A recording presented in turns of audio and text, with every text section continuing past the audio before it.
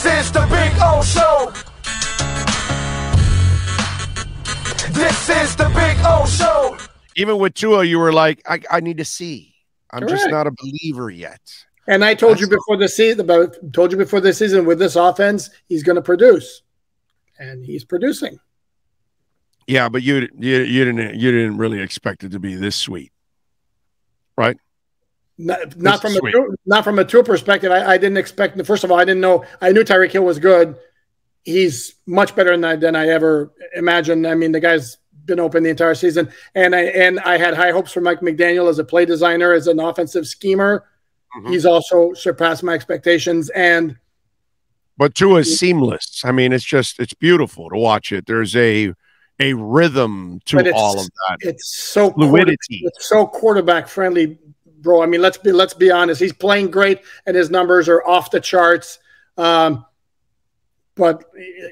look, let's accept it and understand it that the scheme is phenomenal. The wide receiver. Look at the game yesterday, and I challenge you to show me one really difficult throw that Tua had to make. Mind you, now he's making the throws that are there, but I mean, it's the touchdown. The touchdown was an incredibly difficult throw. I went through 3 different windows. Did you go through any windows? And did you ever done to Waddle where he just cut back in front of the defenders where he's wide open? When he came back, and that was a timing throw on that one because there were DBs coming from both sides that he had to make sure he weaved it in there before those guys came in. Okay. Listen, the other day I told you about a throw he threw between 4 guys and you weren't impressed anyways. And there's Kurt Warner the next time going, that's one hell of a throw. That was in a second window that he did that. So, it's all right. It's okay. I don't say it. You're not impressed. Dude, I'm impressed by him getting the ball when to the receivers when they're open. I'm impressed and continue to be astounded by how consistently wide open those receivers are. I mean, holy smokes. They're like, It's like, okay, you need 3rd and 12, no problem. Tyreek just run me like a 15-yard out, and there's nobody within 3 yards of him. So, like I said, there's no disputing the numbers are outrageous. He's making pretty much most of the throws that he needs to make. But which is not easy. You what? I think quarterback friendly. It's very quarterback friendly. I think the great ones make it look easier than what it is because you put Teddy in the same offense and there's no way he can make. You thought there wouldn't be. You remember when you said, "Oh, they're not going to miss a beat." Which was a whole load of horse shit that you loaded on us. Oh, they won't miss a beat. Fuck yeah, they're going to miss a beat. Teddy Bridgewater in his dreams couldn't be half the quarterback that Tua is. He can't deliver like Tua does and read and react like Tua does. And so you must admit you were wrong when you said they weren't going to miss much with Teddy. May I respond? Yes, go ahead. I'm going to respond with facts, okay? Number 1, Teddy played against the Jets. He played – first of all, no, I'm sorry. He came into the game against Cincinnati with about 5 minutes left in the second quarter, okay? And then he played the rest of the second half. Do you know how many yards he threw for that game? 193. Extrapolate that over a game, that's over 300 yards. Okay, that's number 1. Number 2, against the Jets, that can't count. He played one play before he got pulled out of the game. Then he came in – they came in against Minnesota – I don't remember when it was, like first half, late first quarter, or maybe second quarter. Okay. After not taking any practice reps during the week, number 1, and without Teron Armstead, number 2, and the Dolphin offense still racked up a lot of yards and might have won that game. I had Jalen Waddle not fumbled in the 4th quarter. Okay. So what I had said was, hold on. What I had said was, you cannot make the comparison until Teddy Bridgewater has a full week of practice as the starter, and he has Teron Armstead in the lineup. And I will say again, there would not be a major drop-off in the production of the offense. You can't admit you're wrong when there has not been an apples-to-apples comparison yet. Well, there'll never be an apples-to-apples comparison. Bridgewater threw for 193 yards in a little more than a half. Well, Bridgewater has never been explosive ever in his life. And in Minnesota, he had a running game, receivers, a tight end, an offensive line. He's never been in Minnesota or in New Orleans. He's always been a guy that can't even average 2 touchdowns a game, dude. No matter where he's been. Before this year, dude. We're going to agree to disagree on this. You want to put Tua, you want to give him the MVP, go for it. I am just telling you, to me, it's more about the offense and the wide receivers and the scheme than it is about the quarterback. I'm sorry. Well, and if you ask me I wrote last week, Tyreek Hill belongs in the NFL MVP conversation, and he is without question the MVP of this team and nobody else. Right. And so his numbers are more productive than they were in Kansas City, but it's all on Mike McDaniel, not on the guy pulling the trigger. Now you're going to say Tua is better than Patrick Mahomes? Are you serious? I'm just saying. No, I'm just saying that Tua is freaking awesome. The part that you're leaving out is that Tua is freaking awesome, and you're not really coming to the facts that he is freaking awesome. And when you are awesome, you make things look easier than what they are.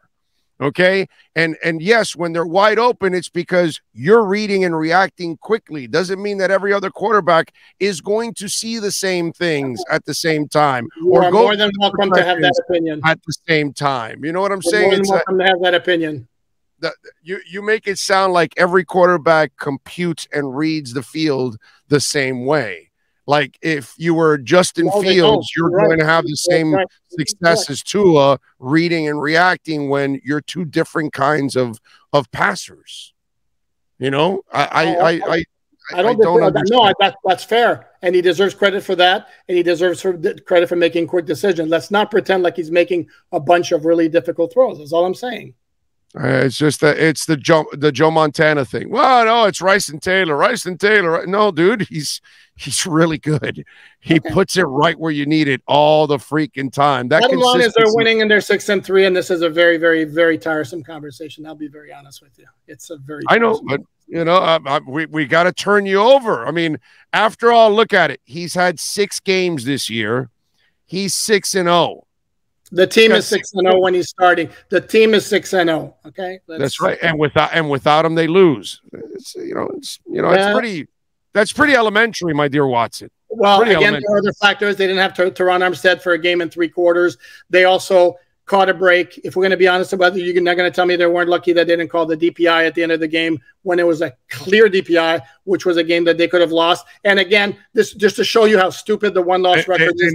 They knocked out Teddy Bridgewater. Dude, you're not going to let me talk. Bro, let me talk, man. Let me talk. I'm going to make the point of how if you're going to do everything based on 1-loss record, how stupid it is. Hey, if they call the DPI and the Bears go in and score a touchdown and win the game 39-35, you're going to say Tua had a bad game because he was 0-1? No, he didn't have a bad game. He had a very good game. But that's why it's like Zach Wilson now is 4-1. It's not 6-0 like Tua, but it's 4-1. Are you going to tell me he's having a great year at quarterback? Or he's riding a really good defense? But he's not the reason why the offense flows. Tua is. No. The speed of wide receiver and the scheme is the biggest reason the offense flows. And you want to say Tua, go for it. That's fine. We can agree to disagree. This is the only quarterback in the NFL that doesn't get any credit for what goes on with the team. It's absolutely fantastic. Who's not giving him credit? I said he's having a good year. You're giving it all to the receivers. No, I am fighting back against you. You're making it sound like any schmuck. You're making it sound like any schmuck can be a quarterback in this offense. That's what you're making it sound like.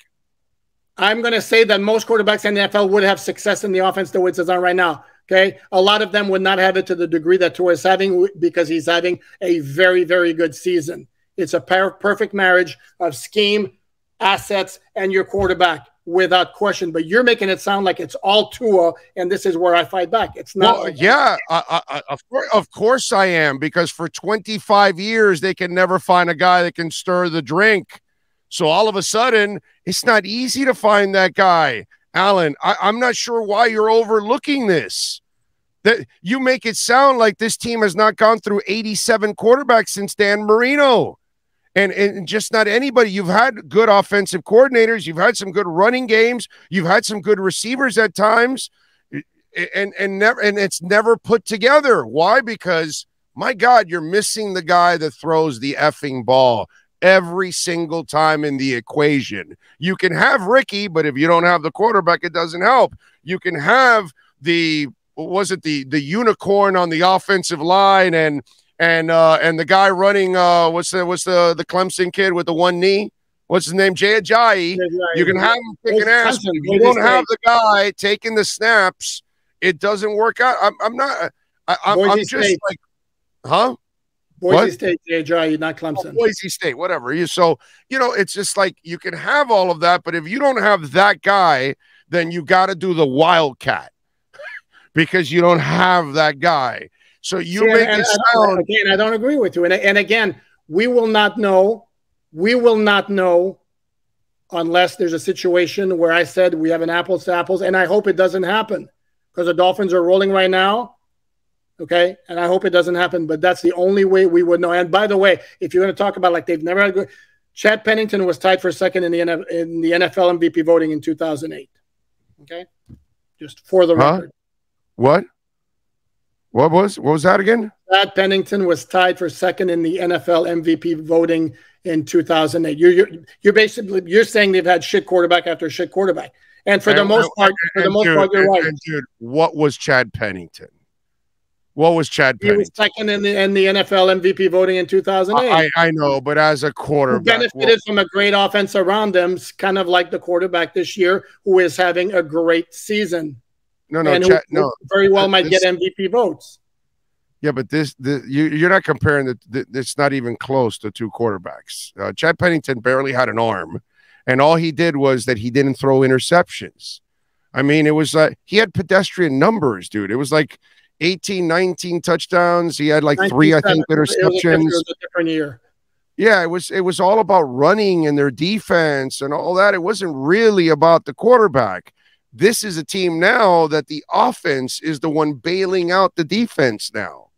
The philosophies have changed for the Dolphins. It against Pembroke. It did the last 2 weeks. 20 plus years, it's been the defense bailing them out. Now it's an offense, and it's because that guy that takes the snap is, running a seamless offense. And I think you're taking it for granted what he does, bro. I really do. I think it's kind of an insult that you think anybody would have the same kind of success that Tua's having right now. That's not what I said. I said it's a QB friendly. Bro. Yeah, but this is Tua. What are you showing me there? This is Tua also. Is that Tua? What is that? Tua, look. What's he got, a baseball hat? What the hell is that? Oh, wow. Where'd you get that one? Would they give you that one? I'll never tell. What I am saying is that it's a QB-friendly system where right now they have the perfect QB to make it operate, and Tua is having a great, fabulous year. But if you want me to say it's all about Tua, to me, no, it's not all about Tua. It's about the wide receiver, that stupid speed they have outside, and the scheme that gets at least one receiver completely wide open on practically every play.